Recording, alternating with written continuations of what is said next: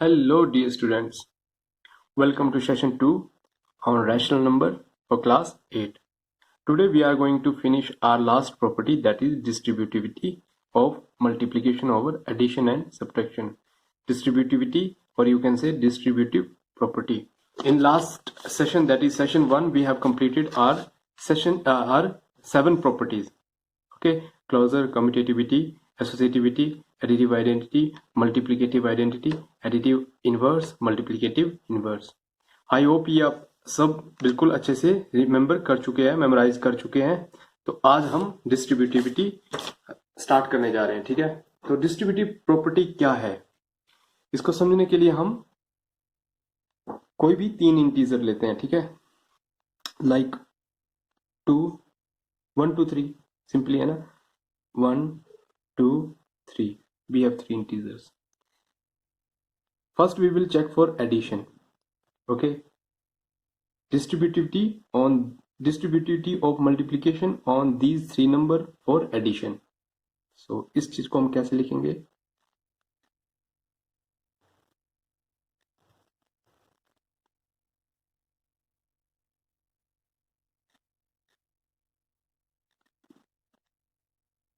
This is multiplication over addition, है ना, multiplication over addition of rational number. ठीक है, अगर इसको अब सोल्व करना मुझे, तो एक तो मैं डायरेक्टली सिंपली करूंगा ऐसे ही. ठीक है, कि ब्रैकेट के अंदर को सोल्व करूंगा बोर्ड मास से, है ना, जो हम नॉर्मली करते हैं. 5 and 5 1 जार 5. और एक और तरीका इसको करने का, वो है ये प्रॉपर्टी डिस्ट्रीब्यूटिविटी. ठीक है, तो वही लिखते हैं हम, मल्टीप्लिकेशन ओवर एडिशन. इसको करने का क्या तरीका है, देखो हमने क्लास 7 में भी पढ़ा था. ठीक है, कि ये जो 1 है इसको डिस्ट्रीब्यूट करेंगे 2 को भी और 3 को भी, और बीच में जो सिंबल है वो सिंबल इन दोनों के बीच में रहेगा. तो 1 और 2 के बीच में सिंबल है 1 का, सॉरी मल्टीप्लिकेशन का. तो 1 और 2 को हमने 2 के साथ 1 को डिस्ट्रीब्यूट कर दिया. अब नेक्स्ट सिंबल है यहाँ पे एडिशन का. ठीक है, ये डिस्ट्रीब्यूट हो गया है. नेक्स्ट है 1 को डिस्ट्रीब्यूट किया किसके साथ, इनटू 3 के साथ. ठीक है, 2 1 जार 2 प्लस 3 1 जार 3, 3 प्लस 2 5. तो ये तो सिंपली हमारा, हम बोल सकते हैं कि जो हमारा फंडामेंटल हम ऑपरेटर यूज करके सिंपली बोर्ड मास हमने यूज किया है. और यहाँ पे हमारी क्या चीज यूज हुई है, यहाँ पे हुई है distributivity on addition over addition of rational number, ये हमने यूज की है. तो इस चीज को ही हम distributivity of multiplication over addition बोलते हैं. जब इन दोनों के बीच में सब्ट्रैक्शन होगा तो उसको बोलेंगे distributivity of multiplication over subtraction. ठीक है, तो अब इसको लिखने कैसे लिखेंगे, मतलब जनरलाइज कैसे करेंगे. ये तो हमारे कोई रैशनल नंबर हमने लिए थे, अब जनरलाइज कैसे करेंगे. तो लेट ए बी एंड सी, ये हमारे क्या है, 3 कोई रैशनल नंबर है, और 3 रैशनल नंबर.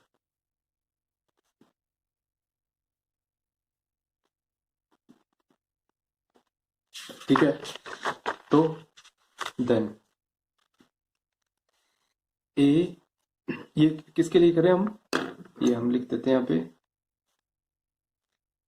ए पार्ट एडिशन के लिए करें. ठीक है, ये कर रहे हैं हम एडिशन, मतलब distributivity of multiplication over addition. तो हम क्या करते हैं, यहाँ पे एडिशन करेंगे किसका, बी और सी का, और बी और सी का एक साथ क्या होगा, मल्टीप्लिकेशन. तो इसको हम ए को डिस्ट्रीब्यूट करेंगे बी के साथ और ए को डिस्ट्रीब्यूट करेंगे सी के साथ. तो ये आ गई हमारी डिस्ट्रीब्यूटिविटी, मतलब इसमें ये साइड और ये साइड क्या होगी, इक्वल होगी.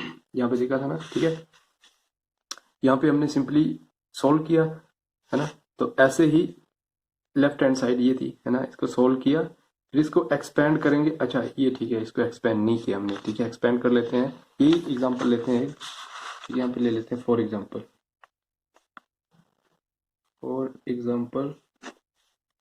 a is equal to 1, b is equal to 2, c is equal to 3। अब हमेशा आप बोलोगे कि प्लस में ही ले रहे हैं तो ठीक है, इसको माइनस में ले लेते हैं, -3 ले लेते हैं, एक माइनस, चलो 2 ले लेते हैं माइनस का, -2 ले लेते हैं, ठीक है।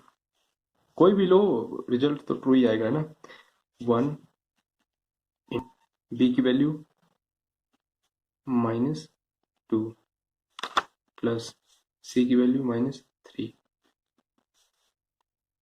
ए 1 into -2 plus 1 into -3 imply 1 into -2 plus minus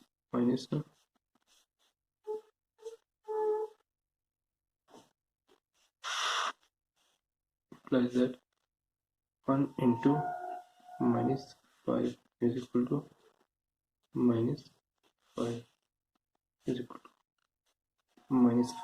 to -5 right. तो देख लेते हैं हम यहाँ पे लेफ्ट और राइट हैंड साइड इक्वल आई है ना। तो ये हमारी डिस्ट्रीब्यूटिविटी आ गई किसके लिए, एडिशन के लिए, राइट। अब यही चीज सेम चीज होगी, बस यहाँ पे साइन क्या होगा, यहाँ पे साइन होगा सब्ट्रैक्शन का, तो उसको बोलेंगे distributive of multiplication over subtraction. तो सब्ट्रैक्शन के लिए देखते हैं नेक्स्ट।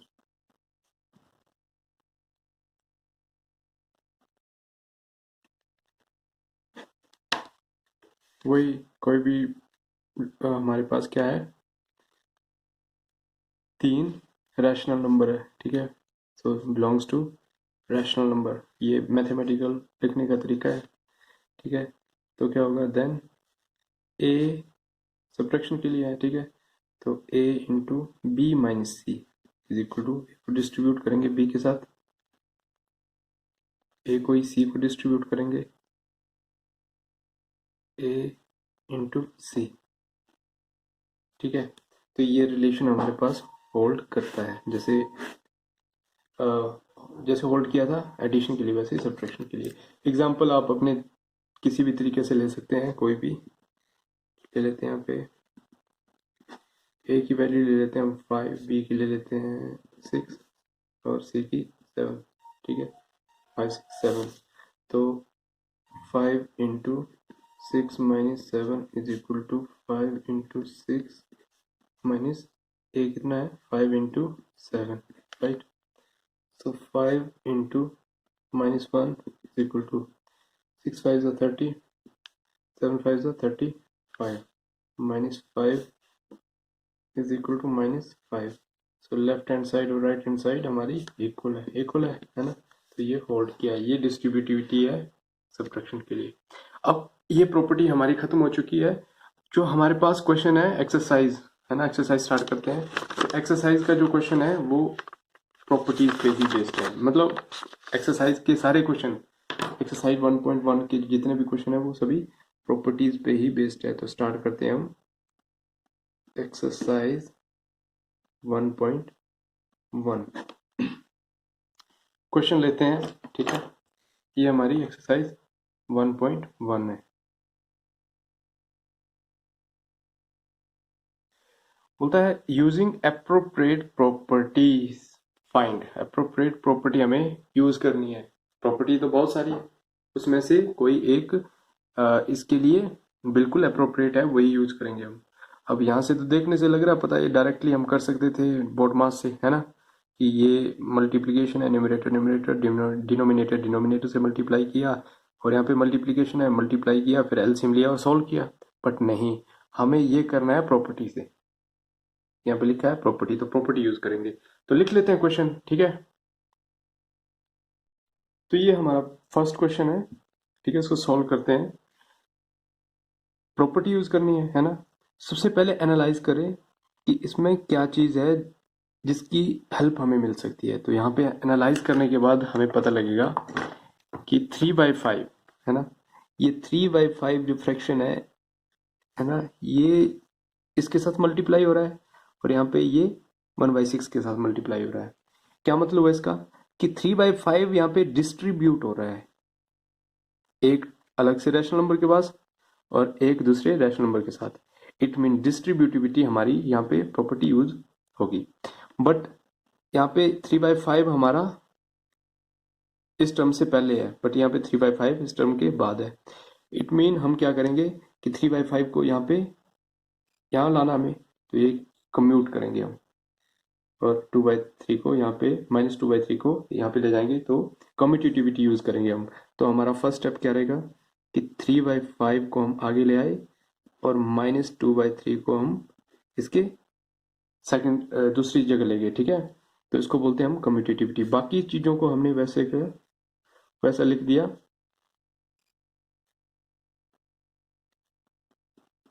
और यहाँ पे लिख दिया बाय कम्यूटेटिविटी।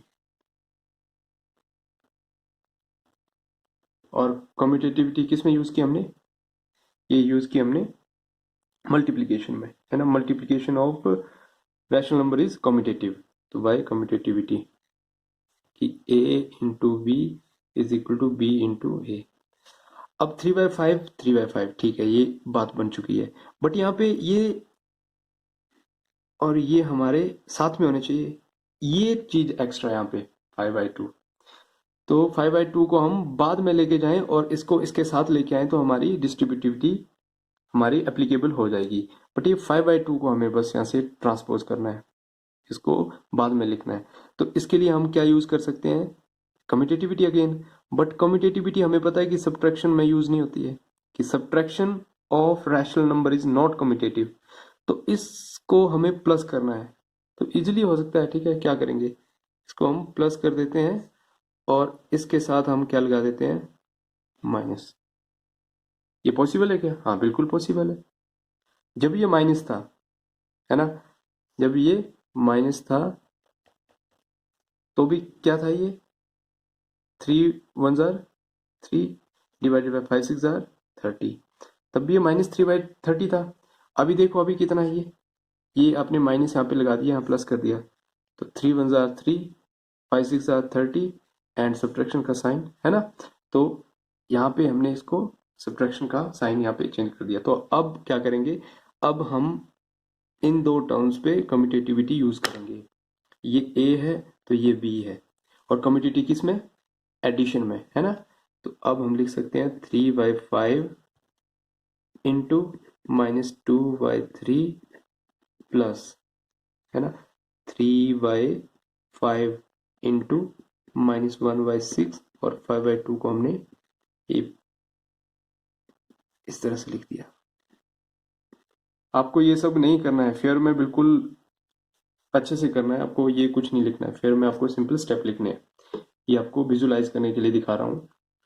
अब हमारा यहाँ पे 3/5 3/5 इंटू समथिंग 3/5 इंटू समथिंग, तो ये बन गया a into b plus a into c, है ना, जो कि होता है a into b plus c, है ना। तो यहाँ पे हम क्या करेंगे, 3/5 ये बन जाएगा ना, 3/5 इंटू बी -2/3 प्लस सी -1/6। माइनस और प्लस का ध्यान देना, देखो यहाँ पे कंफ्यूजिंग ये एक चीज है, 5/2 3/5 या 3/5, है ना, यहाँ पे आपको कंफ्यूजन हो सकती है। तो दूसरी चीज है, यहाँ पे प्लस और माइनस का आपने बिल्कुल साइन का ध्यान देना है, प्लस 5/2। तो ये ब्रैकेट तो इसकी थी ना, है ना, तो ये स्क्वायर ब्रैकेट हम यहाँ से ये पूरे स्टेप के लिए स्क्वायर ब्रैकेट लगाएंगे। ये ओपन यहाँ हुई, क्लोज यहाँ हुई, और ये ब्रैकेट यहाँ से ओपन हुई, यहाँ क्लोज हुई, ब्रेसेस ब्रैकेट्स, है ना। और नेक्स्ट स्टेप 3/5। अब इसको सॉल्व करते हैं, -2/3 प्लस -1/6 प्लस 5/2। इसके आगे तो आप सॉल्व कर सकते हैं, बिल्कुल इजी है ना, कुछ नहीं, एलसीएम लेना है बस। 3/5 एलसीएम है 6 और 3 का। अब देखो 3 और 6 दोनों, जब ये दोनों डिनोमिनेटर 1 के मल्टीपल हो, 3 के मल्टीपल है 3, 6 भी 3 का मल्टीपल है, तो इन दोनों में जो बड़ा हो वो एलसीएम होता है। जैसे 2 और 4 होता तो एलसीएम कौन होता, 4। 2 एंड 8 होता तो एलसीएम होता 8।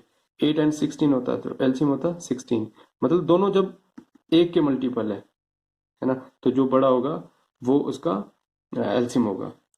तो 16 यहाँ पे हमारा एलसीएम क्या आया 6, ठीक है, 6 एलसीएम आ गया डिवाइडेड बाय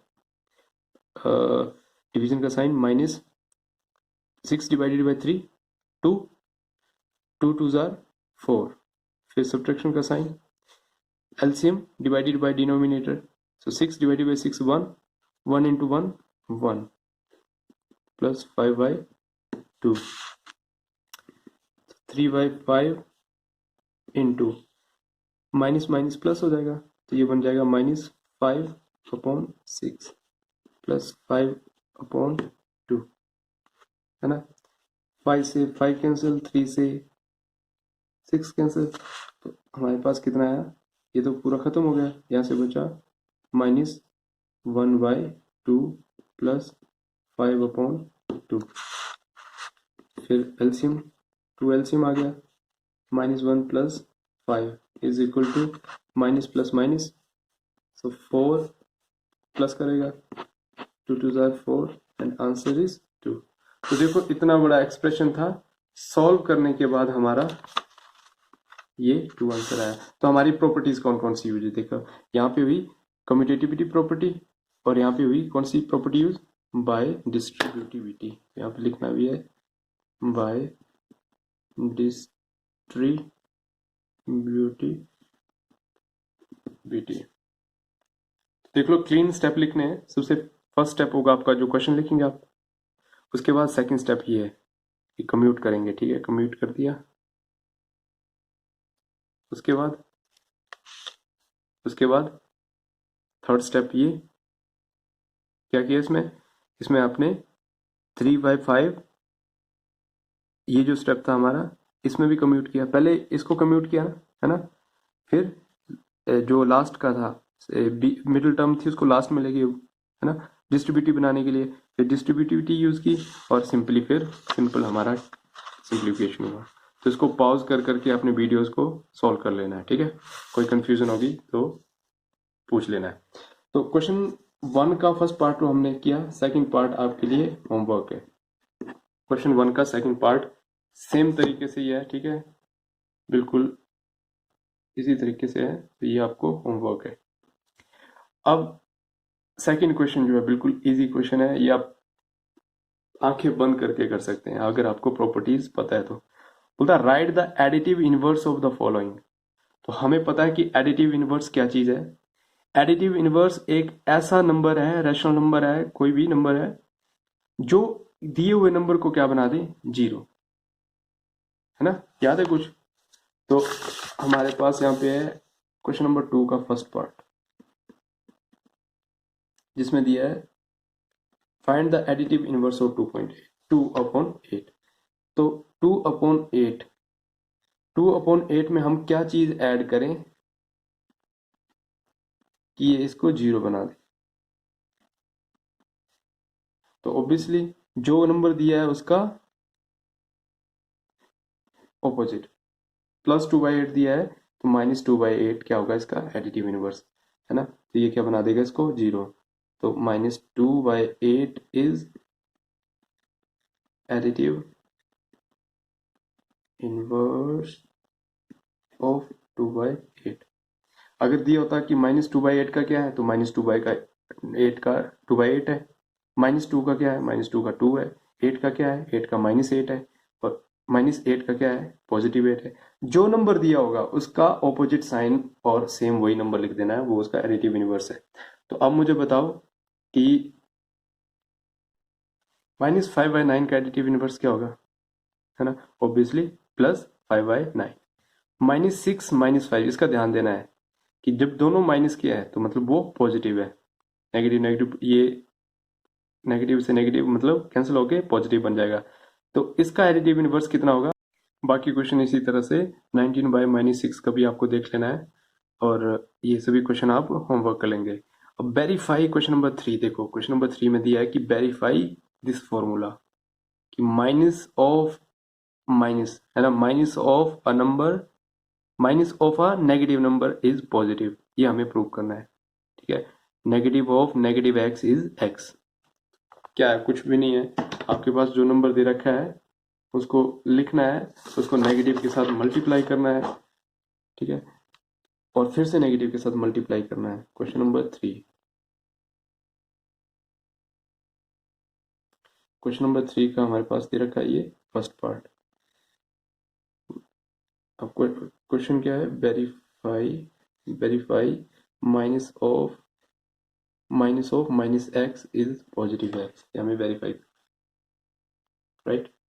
तो फर्स्ट पार्ट दे रखा है एक्स की वैल्यू है 11/15, तो माइनस एक्स कितना होगा, माइनस एक्स होगा -11/15, और माइनस ऑफ माइनस एक्स कितना होगा, माइनस ऑफ -11/15 कितना है ये, नेगेटिव नेगेटिव पॉजिटिव, तो 11/15 है ना। तो negative of negative x is 11/15 and x is also 11/15 है ना। Therefore x negative of negative x is equal to x, verified.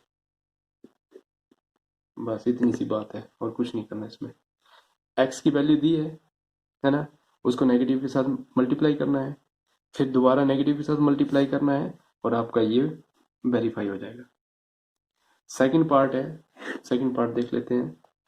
Second part में ऑलरेडी एक्स की वैल्यू नेगेटिव में दे रखी है, तो आप पहले तो हमें लिखना है एक्स की वैल्यू, फिर इस एक्स को माइनस के साथ मल्टीप्लाई करना है, माइनस ऑफ -13/17, ये बन गया हमारा पॉजिटिव 13/17। एक बार मल्टीप्लाई हुआ ना, हमें कितनी बार करना है, 2 बार। तो नेगेटिव ऑफ नेगेटिव एक्स, तो नेगेटिव ऑफ नेगेटिव एक्स कितना आया था, नेगेटिव एक्स की वैल्यू ये थी, है ना। ऐसे सॉल्व करते टाइम बॉक्सेस मत बनाना, ये विजुलाइज करने के लिए बना दिया मैंने। तो negative of negative x is equal to, है ना, negative of negative x positive है, तो ये आ गया -13/17। ये चीज हमें फाइंड आउट करनी थी और इसके साथ कंपेयर करना था। तो x is equal to negative of negative x, क्योंकि -13/17 है और ये भी -13/17 है, हेंस वेरीफाइड।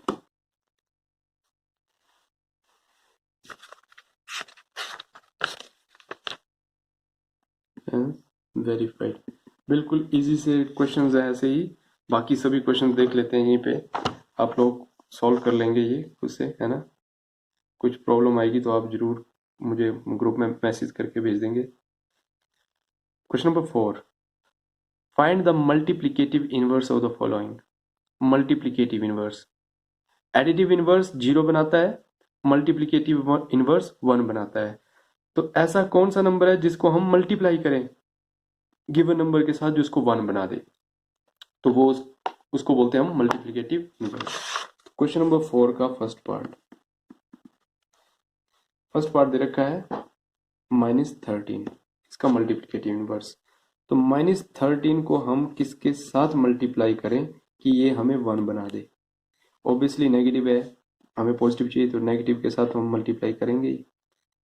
और ऐसा नंबर जो 13 को 1 बना दे, तो वो है 1/13।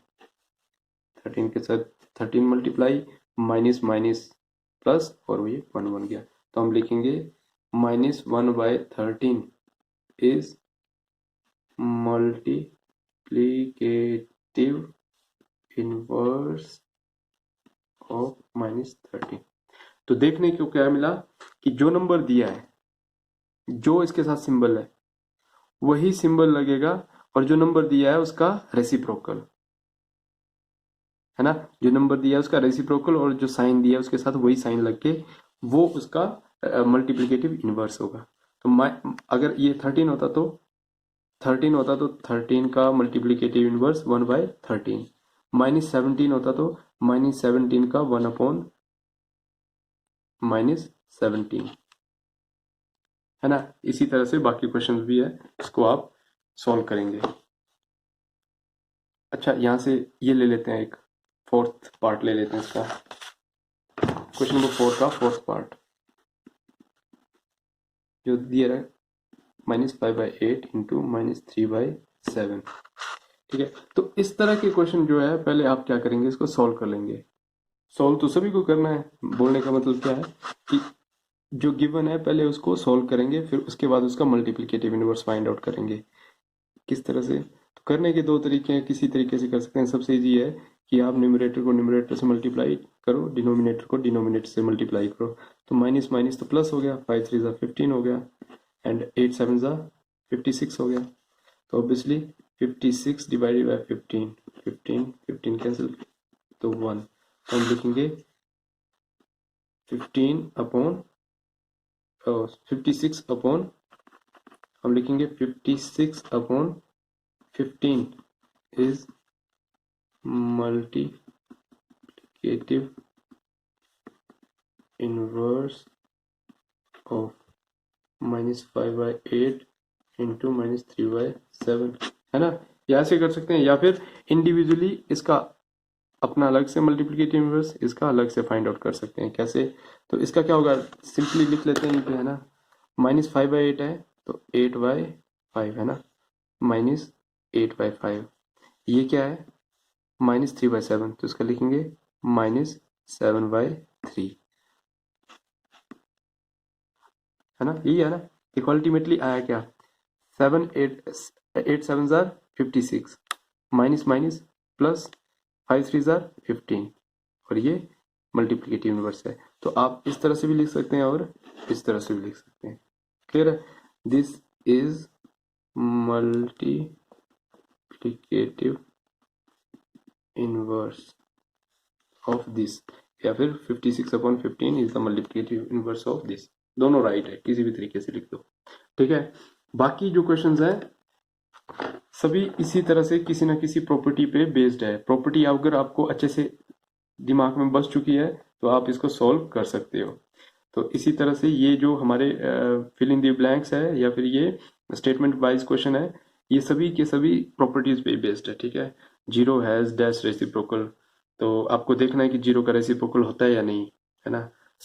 जीरो है, आपके पास जीरो दिया है, तो इसका रेसिप्रोकल मतलब क्या होगा, 1/0। क्या पॉसिबल है ये 1/0? हमने पढ़ा था कि क्यों जीरो नहीं होना चाहिए, क्यों, क्योंकि ये अनडिफाइंड फॉर्म बन जाती है, अनडिफाइंड फॉर्म बन जाती है। तो इसलिए जीरो ही एक ऐसा नंबर है जिसका कोई रेसिप्रोकल नहीं है। ठीक है, जीरो का कोई रेसिप्रोकल नहीं है। तो इसी तरह से आपको देखना है कि कौन से ऐसे दो नंबर है जो खुद के रेसिप्रोकल है ना।